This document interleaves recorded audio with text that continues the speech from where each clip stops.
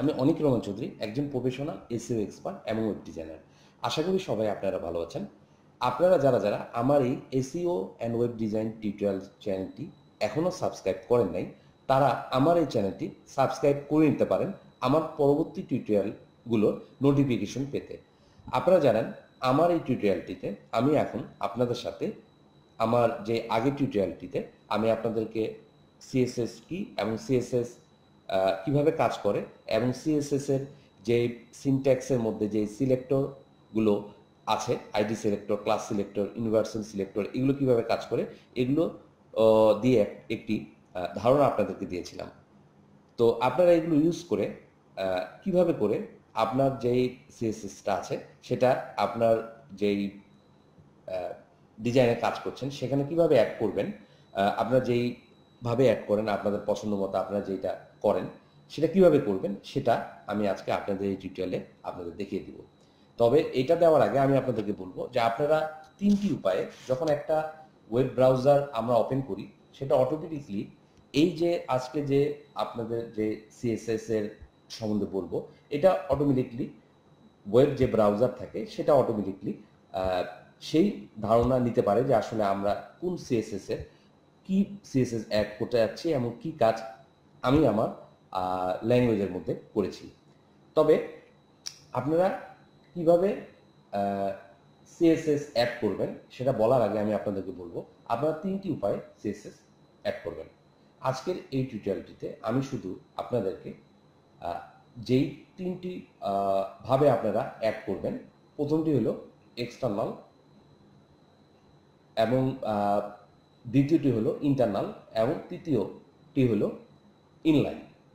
External, internal এবং inline CSS. But আজকের টিউটোরিয়ালে আমি আপনাদেরকে এক্সটার্নাল যেই সিএসএস আছে এটা আপনারা কিভাবে কাজ করবেন এটিতে আপনাদেরকে ধারণা দেব। তো চলুন শুরু করা যাক। আপনারা দেখছেন এখানে আমি এখানে এক্সটার্নাল স্টাইল দিয়ে একটা আলাদা কাজ করে রেখেছি। আমি আপনাদেরকে এখন বলবো যে কিভাবে এক্সটার্নাল সিএসএস কাজ করে। আপনারা দেখতে পাচ্ছেন এখানে HTML ট্যাগ দিয়েছি, হেড দিয়েছি। এখানে আপনারা যেটা দেখতে পাচ্ছেন যে এক্সটার্নাল স্টাইল শিটটা যে আমরা করেছি, যে এখানে যে আমরা লিঙ্কটা ইউজ করেছি লিঙ্ক রিয়েল দিয়ে স্টাইল শিট, যে এক্সটার্নাল স্টাইল শিটে যে রেফারেন্সটা দিয়েছি সেটার জন্য আমরা মাই স্টাইল ডট সিএসএস এইটা দিয়ে একটা স্টাইল শিট করে রেখে লিঙ্কটা ক্রিয়েট করেছি। তো এটা যদি আমরা দেখাই যে মাই স্টাইল ডট সিএসএস যে এক্সটার্নাল স্টাইল শিটটা আছে এটার ভিতরে কি করেছি আপনারা দেখতে পাচ্ছেন। আমরা এখানে একটা কোড করে রেখেছি যে আমরা body background colour light blue দিয়েছি এবং H1 যেটা আছে হেডার ট্যাগ এটাকে কালার দিয়েছি নেভি, মার্জিন লেফট 20 পিক্সেল। এগুলো সম্বন্ধে আপনাদেরকে বিশদ আলোচনা করব আমি আপনাদের সাথে।